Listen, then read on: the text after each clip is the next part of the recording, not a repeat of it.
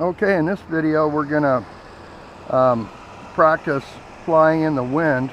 Unfortunately today I don't have a lot of wind, but one of the basic rules to flying, especially when you're a beginner, is fly with the wind coming toward you. And we'll take this SEMA X5C off, and I'm gonna just let go of the controls and I'll see which way. First thing it does is wants to climb. Then you can see that it's coming back this way. And so anytime you want to reduce your altitude, you just pitch it any direction and lower down your throttle and it'll drop like crazy. And some people like to just go into like a funnel or something like that as they lower their altitude. But any direction with that stick, as long as you've got some pitch to it, and as long as you're lowered your throttle, you're going to descend. So one basic rule about flying is, especially when you're beginners, don't fly too high. And what you want to do also if you're flying, not only do you fly into the wind, but you want to set parameters. You want to say, okay, I'm only going to take a certain altitude and then I'm going to lower it down. And I'm only going to fly it, say that far off to that direction, and maybe 30 degrees over to that direction. And if it gets anywhere out of my parameters and I can't bring it back, then I'm going to just set it down. It's when we try to save our quadcopters after they're out of bounds is when we get out of range and when they fly away, when we lose them. And so what you want to do is you want to fly into the wind, and if you're going to make turns, make your turn into the wind. Here, let me get this back here a little closer. It's kind of, with this particular lens, it's a little bit difficult to see. But okay, let's say the wind is coming right towards me, and if I'm going to go back and forth, when I make my turn, I'm going to make my turn into the wind. That way I can keep my quadcopter the same distance out in front of me, into the wind once again. Now if I happen to turn with the wind like this, the wind's going to blow it back, and it's going to come back this way, and I don't want that to happen. I want to keep it in my parameters. I want to keep it right there where I decided I want to hold it in the wind.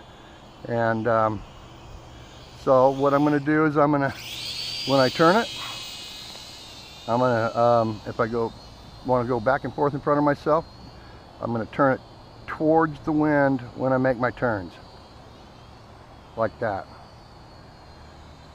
So if you have a whole lot of wind, and you know, there's just no flying out there and turning it, you know.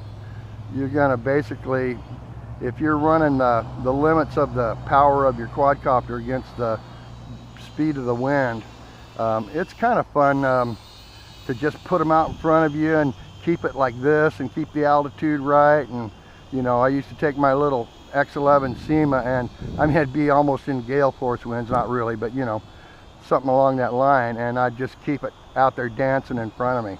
So even when it's real windy, you can do that. And so once again, if you got it out in front of you and you let go of the controls, the wind's is pushing it back this way here. So actually, if the wind's pushing it back this way, I need to be over this way. I need to be flying where I've got it right in front of me. Like I said, you let go of those controls and it's going to start dropping. Now if you just drop it too quick and it stays in the same location, it's going to get a thing called vortex ring state, and it's going to be very difficult to get it out of that. It's eating its own prop wash, which is no good. And so the way to get out of that situation is put pitch on it and give it some throttle. So just remember the basics. Fly into the wind, And another thing about flying in the wind, if you ever lose orientation, you know, you just let go of your sticks and you let it blow it back to you, and then you can spin it and or whatever you need to do and kind of figure out which is your orientation, and then you can fly it, you know. And we're doing one on directional flying, and that'll be on here pretty soon. And basically what that is I'm going to use my pitch stick and my steering.